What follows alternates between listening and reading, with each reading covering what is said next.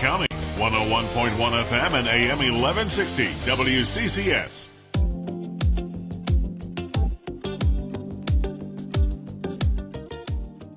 It is Indiana in the morning. It's WCCS 101.1 FM, AM 1160, WCCSradio.com at 744.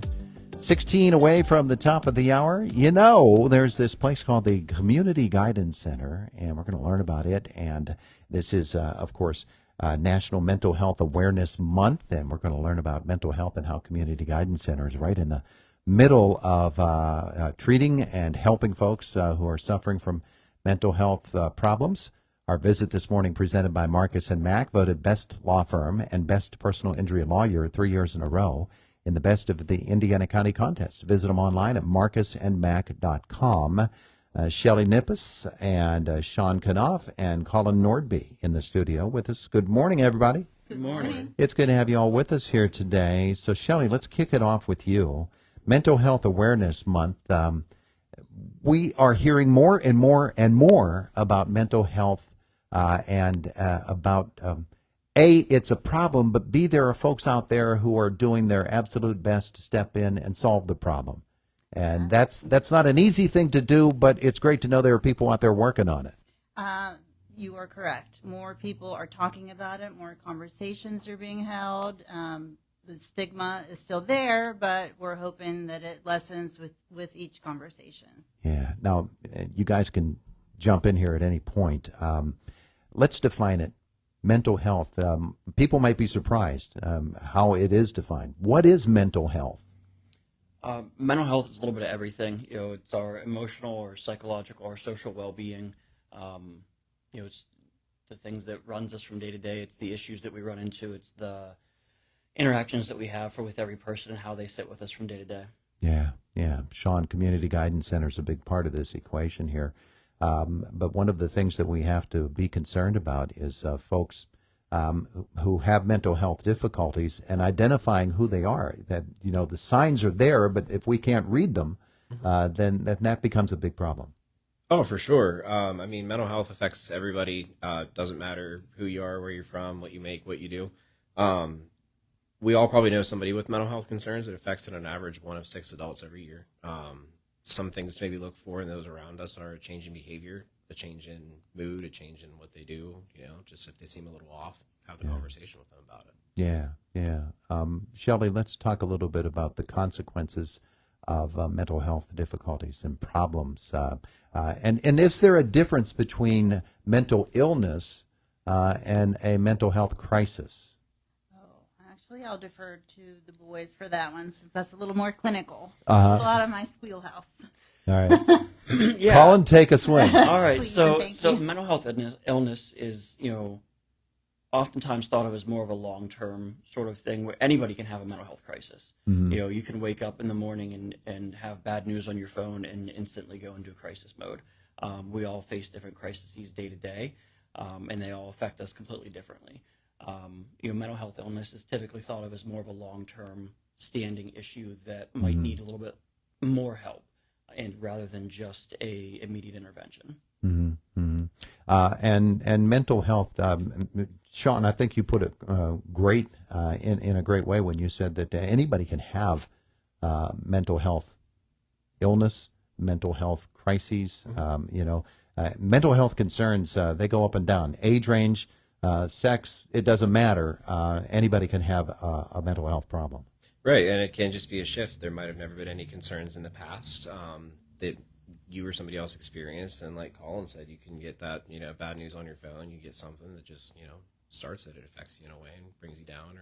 Yeah, those stresses, especially unanticipated stresses. Yes. Yeah, they can bear on you. So, Shelley, where does Community Guidance Center step in and help out? We have a lot of programs here in Indiana for a variety of diagnoses, if you will, and need, depending on if you need more care. We have a partial hospitalization program, which is a step up from outpatient and a step down from inpatient, like a hospitalization. Mm-hmm. So that's a 5-day or it could be a 3-day program. We have case management, which is not an add-on, but it helps people find resources and helps you manage your day. Like some people just need help getting their day laid out and managed for them, getting appointments made and so on. So it's kind of a hand-holding, if you will. Sure. We have family-based therapy, which our therapists go into the home to help the children, but the entire family is encouraged to participate. We also do work with early intervention, helping find resources and so on for children from birth to 3 years of age. We work with the developmentally disabled or intellectually disabled by providing them supports coordination. All of those different things, and probably more. And probably more. But how do people access Community Guidance Well, Center? I'm excited to share this. We actually rolled out a referral form on our website. So you can go to the website under the Contact Us tab and fill out a referral form, and then one of our intake specialists will call you and get the ball started. So you don't need a physician's referral. You, as an individual, can fill that out. Wow, that is. And we can see somebody age 14 and up. Yeah. I mean, we can see all ages, but if you're aged 14, you don't need a parental consent. Oh, I understand. Yeah. Yeah. Yeah. I'm calling. The form is wonderful, and it represents an expansion that people can take advantage of. But a lot of people won't take that step because there's a stigma, and there always has been a stigma attached with mental illness. Unfortunately, yeah. How do we overcome that stigma? What are the root causes of the stigma? I think one of the root causes is just fear. The unknown. Mental health isn't something that you can see in every person. It's not something that you can just look at someone as they walk by and they have this label on them. So it's the unknown, not knowing what to expect, what it looks like. It's different from person to person. Stigma's rooted deep. We're having those conversations to try and overcome it, to try and educate people, just to try to have that level of acceptance.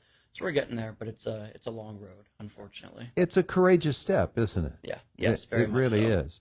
On the behalf, Sean, of family members who are trying to help somebody or friends, and on behalf of the person who is afflicted, it really is a major step for them to seek help, and we understand that. Right. No, it is a major step to do that, and it's easier to make that step if you have people around you that are just willing to listen, willing to be there, not judge what's going on or how you're feeling about something, not push one way or the other, but be supportive and kind of help you make that step if needed. Does it take somebody having to sit down with somebody who's in crisis or having a problem and sitting them down and trying to make them realize that there's a problem when they don't recognize it themselves? I think instead of maybe looking at it as there's a problem, as just there's something off, and just showing that genuine concern for them and being there in that moment with them and sharing that emotion, I think is the big thing. Because as Colin said, I mean, mental health, you can't see it like we can with the physical ailment, so it's hard even sometimes when we're in a crisis to identify that we're having a problem. Yeah. And sometimes we don't want to hear that at that moment. Yeah. But a big part of this, Shelley, is the fact that, mental health is overall health. Mental health affects everything about your life. I mean, if you think about it, because we didn't have as many, at least in my thinking of it, as many conversations, it was kind of lived in its own little bubble, and it goes along with the stigma, but we've all probably experienced it, and maybe we as an individual, maybe you could get past it, on your own kind of thing, but now that we're talking about it and you think back, you think, well, gee, maybe if I would have talked to somebody about that, I would have been able to get through it better, or maybe it wouldn't have reoccurred, or, triggers something. So, yeah, those sit-down discussions that we sometimes feel compelled to do, yes, they are a major step, but sometimes they're an awkward step. And, that's something that somebody has to determine that they need to do. And we realize it's a case-by-case thing, but Colin, sitting down and having that conversation with somebody, as difficult as it is, there are things that you can do to ease that tension, are there not? Oh, yeah, most definitely. I think, like Sean had mentioned, just being, a genuine person, just showing care, showing interest in someone, in their well-being, in making sure that they're okay, just being a smiling face with them. It's an awkward conversation sometimes to have. It can be difficult. But I think at the core of it, we just remember that we're all people, and we're just here to help one another. And if we can provide that genuine, and empathetic ear, it can go a long way. Yeah, yeah. In the old days, we might have just said, "Well, snap out of it," or something like that, or let's go. It's you. Get up and let's get you moving and stuff like that. Old catchphrases, Sean, they're not exactly apropos for today. They're better approaches, I guess, is the way I'm trying to say it. Oh, for sure. And like the maybe let's get up and do something worded a slightly different way could help, because it might get the person out of, up in the head kind of thing. Yeah. But definitely, I know I've heard working in mental health, the able to pull yourself up by your bootstraps thing. It just then makes it feel like your maybe emotions or what you're going through doesn't matter as much. It's a very small thing, when to you it is a big thing. Yeah. So again, just being present, normalize that emotion with the person. Yeah. Yeah, the old snap out of it isn't exactly the best approach. Yeah. All right, Shelley, so let's reach out to folks right now who are sitting at home saying, I know somebody who is in real need of some help, and this seems like the place that we can get it for them. What do they need to do? They can visit their PCP and make a referral. They can, again, go on the website and fill out the request an appointment form. They can call the guidance center. They can walk in and stop in, speak to the receptionist and speak to somebody in intake. We're right on North 4th Street, kind of extension, I guess, by Bob's Pizza. So you can, walk in. We actually, the bus stops there too if transportation is an issue. The Indigo makes routine stops during the day. Mm-hmm. We're there until 8 o'clock in the evening, 8 to 8, Monday through Thursday. So people that are working and need, after work appointments. What is the website? www.thecgc.com. thecgc.com. Community Guidance Center, boys and girls. That's what that stands for. Well, folks, Mental Health Awareness Month, just because it's the month of May and you're visiting us now doesn't mean that when we get to June, all of this disappears. Mental health is always going to be here with us. Mental health problems, mental health illness, and Community Guidance Center is here just for that purpose. Thanks all for coming in to Thanks visit for with having us. us. We appreciate that. It is the voice of Indiana County. It's WCCS 101.1 FM, AM 1160, WCCSradio.com. I did mean to ask you, and, I just closed off the interview, but I did mean to ask you about the new facility, the Behavioral Health Center at IRMC. And as you do what you do every day, I'm sure that you see any facility such as that will open up as being very helpful, right? Very much so. To have a local place where individuals that do need that extra, intense level of care right in our backyard, I think will be a huge asset to have here in the community. Yeah, really will be. Really will be. All right. Hey, folks, thanks so much. Thank you. It's Indiana in the Morning. It's WCCS. Fox News next, and Josh in the newsroom after that. At First Commonwealth Bank, we know that financial confidence begins with the right account for the way you manage your money. All of our